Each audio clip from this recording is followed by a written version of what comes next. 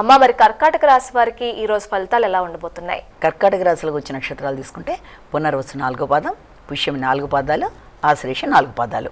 ఈ యొక్క కర్కాటక రాశి వాళ్ళకి మీ మీద మీకు నమ్మకం ఉన్నప్పటికీ కూడా పరిస్థితుల రీత్యా కొంత ఘర్షణాత్మకమైన మానసిక పరిస్థితులు, అంటే అది స్థిమితం తక్కువగా ఉండడం, కొంత ఎక్కువ టెన్షన్గా ఆలోచించటం, ప్రతి విషయంలో కూడా ఈ పని ఇలా చేస్తే దాని కాన్సిక్వెన్సెస్ ఎలా ఉండబోతున్నాయి అన్నది కొంత ఎక్కువ ఆలోచించడం వల్ల కూడా రిలేటెడ్ టు అది ఎక్కువ ఏ విషయాలంటే సంతానానికి, వృత్తికి, పెట్టుబడులకి మొదలైన విషయాలకు సంబంధించిన వాటి మీద ఎక్కువ స్ట్రెస్ అనేది అధికంగా ఉంటుంది. అంటే ప్రతి విషయాన్ని కొంత ఎక్కువ ఆలోచించడం వల్ల ఘర్షణ, మీరు అనుకున్న మార్గంలో వెళ్ళడానికి మీరు చేసే ప్రయత్నాలలో సహకారం అనేది వ్యక్తుల దగ్గర నుంచి మీరు ఆశించిన స్థాయిలో లభ్యం అవ్వదేమో అన్న విధానంలో కావచ్చు, మీకు కొంత మానసికంగా ఘర్షణ అనేది అధికంగా ఉండే అవకాశం ఉంది.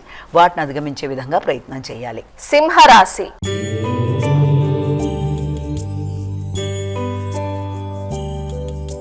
సింహరాశి వారికి ఎలా ఉందండి ఈరోజు? సింహరాశిలోకి వచ్చిన నక్షత్రాలు మఖ, పుబ్బ, ఉత్తర. సింహరాశి వాళ్ళకి ఆర్థిక విషయాలలో పెట్టుబడుల నిమిత్తం ఎక్కువ ఆలోచనలు చేస్తారు. ఇంతకుముందు ఇచ్చిన ధనం రావడం కష్టమని, అంటే వెనక్కి రావడం, ఇంతకుముందు ఎవరికన్నా మీరు లోన్ల రూపంలో ధనాన్ని ఇచ్చినట్లయితే అది వెనక్కి రావడం కష్టం అనే విధానంలో కొంత ఆలోచనలు అర్థమవుతాయి.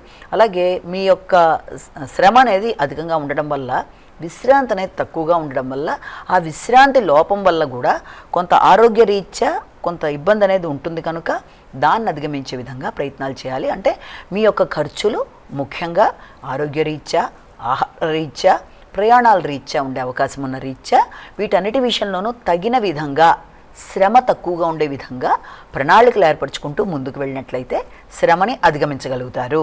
కన్యా రాశి.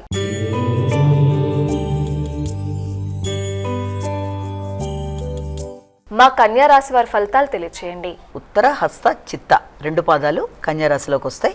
ఈ కన్యా రాశి వాళ్ళకి ఆలోచించిన విషయాలలో చాలా వరకు అనుకూలతలు అనేవి ఎక్కువ గోచరిస్తున్నాయి. అంటే ఎదురు చూసిన వర్తమానాలు, ఆర్థిక విషయాలు, చిన్ననాటి మిత్రుల కలయిక, అలాగే దూర ప్రదేశాల నుంచి ఎదురు చూస్తున్న విషయాల్లో వర్తమానాలు అందుకోవడం, కొన్ని సమావేశాలు, అవి మీకు కొంత ఆర్థికంగానూ భూ సంబంధమైన విషయాలలో అనుకూలతలు మొదలైన వాటికి ఆస్కారం అనేది ఉంది.